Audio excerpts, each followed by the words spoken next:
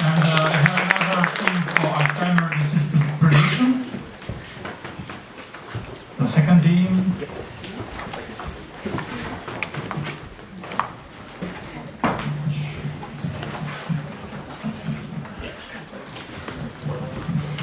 Yes.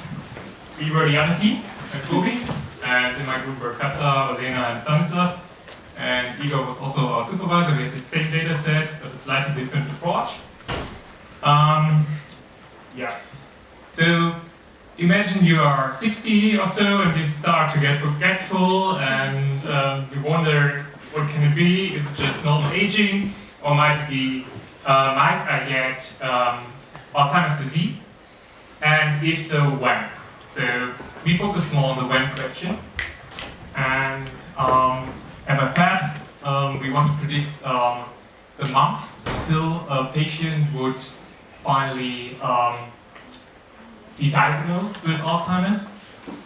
And yeah, we used the same data set, this any data set, which had lots of observations and these intimidating 2,000 features. So what do you do if you have 2,000 features? You ask an expert and you ask doctors what they use, and Igor told us, well, it's basically only 17 that they use. And among these are image data, for example, MRI, PET scans, you know what that means? There's genetics, there's data on demographics, and we have cognitive tests, which are really important for classifying, for the doctors, especially. And nevertheless, we looked at the importance of the features and plotted some graphs. And this is a correlation matrix where you can see that some features are still a bit correlated, so you should actually also extract them from the data set. Okay, but let's take a step back again. We have some different settings because when you go to a doctor, you can go once, and then he can basically only tell you in which state you are now. If you only have a single visit, you cannot really forecast anything because biomarkers differ among people. So what we like to have is multiple visits, and for this we can still divide in healthy people and people who will eventually convert to AD. And this is a classification problem in itself because you can look at the development and tell if you would converge to AD. We didn't do that too much, but we looked a bit on it.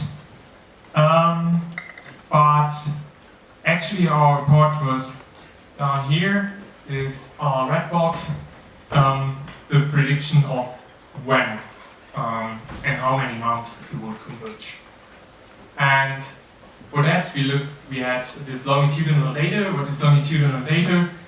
Yeah, basically you have many patients and you have a time axis, so you have many measurements for the same patient.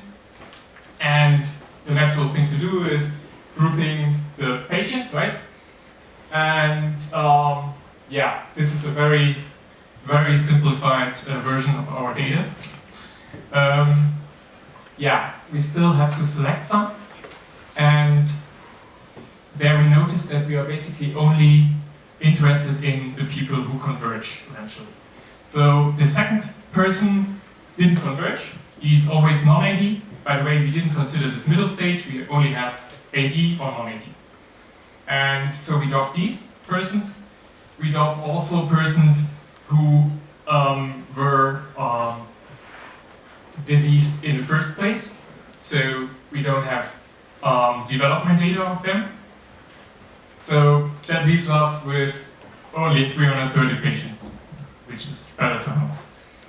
And what we do now is we take the development in account.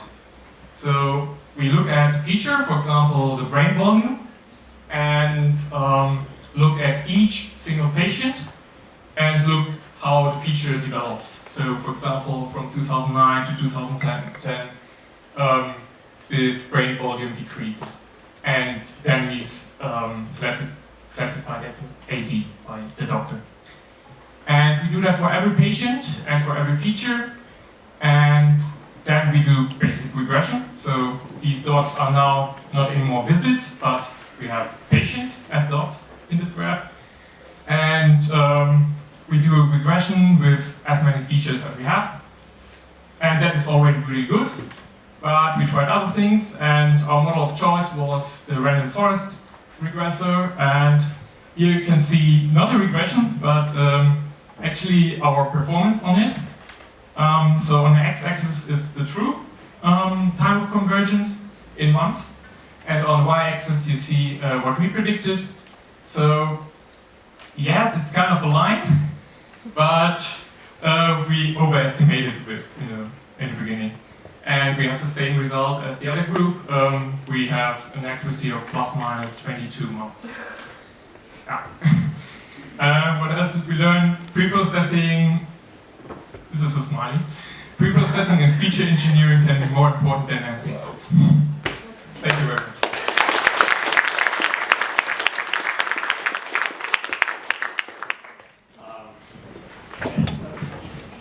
So actually we have a part of scientific approach, like two independent teams working on one task, and they can get this similar result. So probably it's meaning something. So thank you, Tobias, so much for coming to summer school. Thank you, Sabrina, and thank you for thank you, Anna. Thank you so much. Okay.